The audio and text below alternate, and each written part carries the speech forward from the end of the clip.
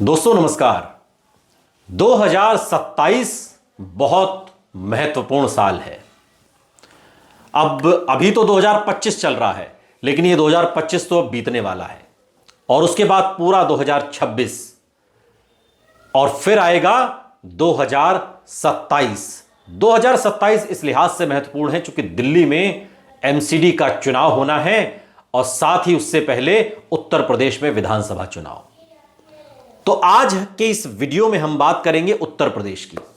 उत्तर प्रदेश 403 विधानसभा सीटों वाला सबसे बड़ा प्रदेश, एक ऐसा प्रदेश जहां बीते 10 वर्षों से योगी आदित्यनाथ के रूप में बीजेपी की सरकार है।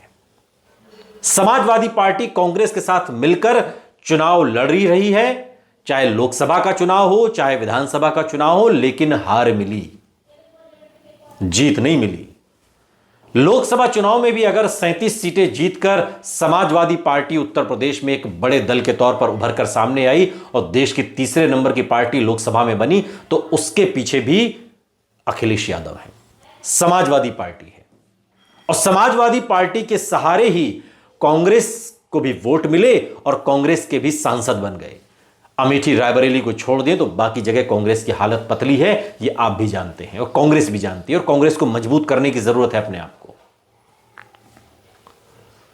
लेकिन समाजवादी पार्टी इस बात को बहुत अच्छे से समझ रही है कि अब हमें उत्तर प्रदेश में अगर 2027 में सत्ता हासिल करनी है तो अकेले अपने दम पर बात बनेगी नहीं और कांग्रेस को ही लेने भर से मामला हल होगा नहीं, इसलिए कुछ और पार्टियों को भी साथ में जोड़ना होगा।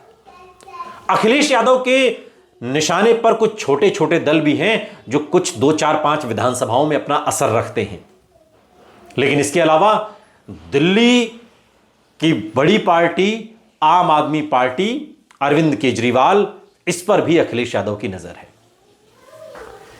आपको याद होगा कि पिछले जो भी लोकसभा चुनाव बीता है, इस लोकसभा चुनाव में एक प्रेस कॉन्फ्रेंस लखनऊ में हुई थी जिसमें अरविंद केजरीवाल गए थे और अखिलेश यादव, मंच पर दो ही चेहरे दिखाई दे रहे थे।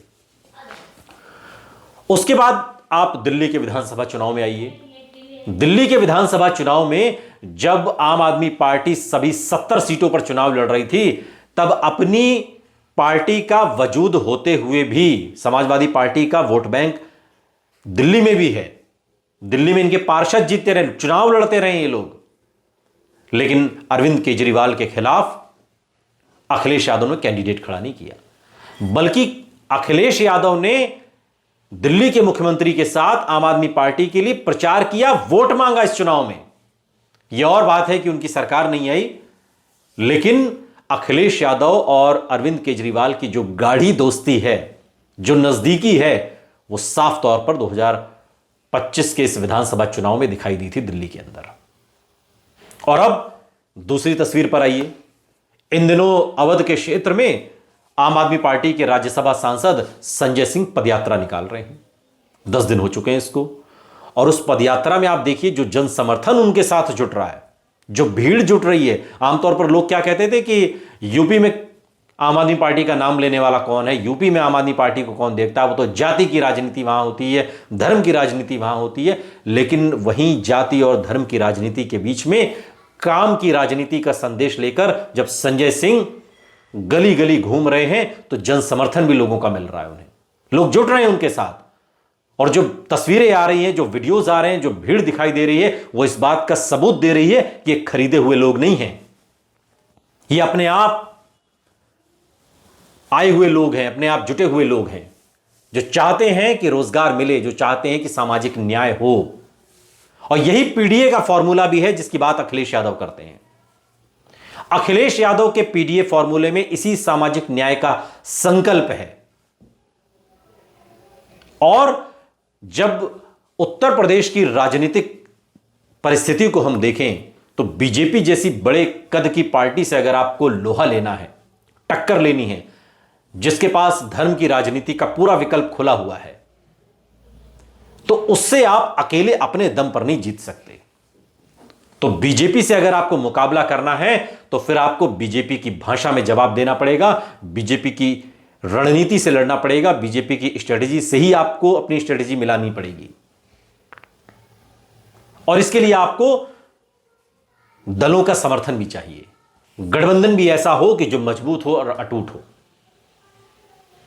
इसलिए आने वाले समय में विधानसभा के चुनाव में 403 विधानसभा सीटों के उत्तर प्रदेश में अगर आम आदमी पार्टी और समाजवादी पार्टी का गठजोड़ होता हुआ आपको दिखाई दे, केजरीवाल और अखिलेश यादव का गठजोड़ होता हुआ आपको दिखाई दे, तो आप चौंकिएगा मत, हैरान मत होइएगा।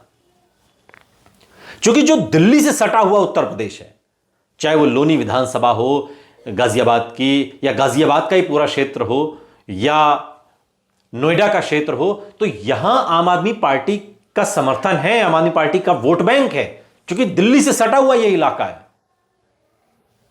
तो इसलिए इस बात को अरविंद केजरीवाल भी समझ रहे हैं और इस बात को अखिलेश यादव भी समझ रहे हैं।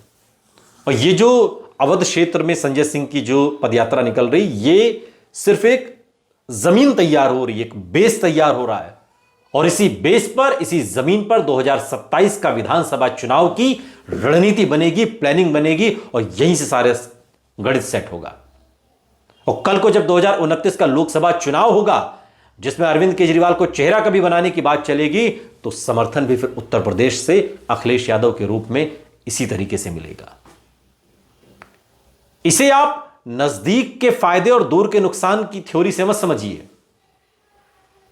और यह दोनों पर लागू होता है। दोनों को अगर थोड़ा थोड़ा फायदा लेना है तो थोड़ा थोड़ा नुकसान भी सहना पड़ेगा।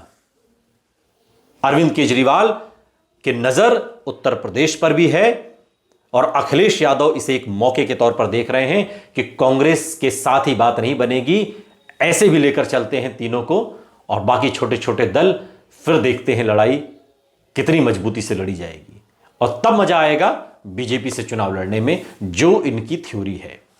बीजेपी भी बड़े कद की पार्टी है, लेकिन 10 साल की एंटी इनकम्बेंसी, जवाबदेही, ये तमाम ऐसे प्रश्न होंगे जो विधानसभा चुनाव में उठेंगे, और इनका जवाब जब अखिलेश यादव, अरविंद केजरीवाल, राहुल गांधी एक मंच पर तीनों लोग एक सुर में पूछेंगे, तो जवाब तो देना पड़ेगा।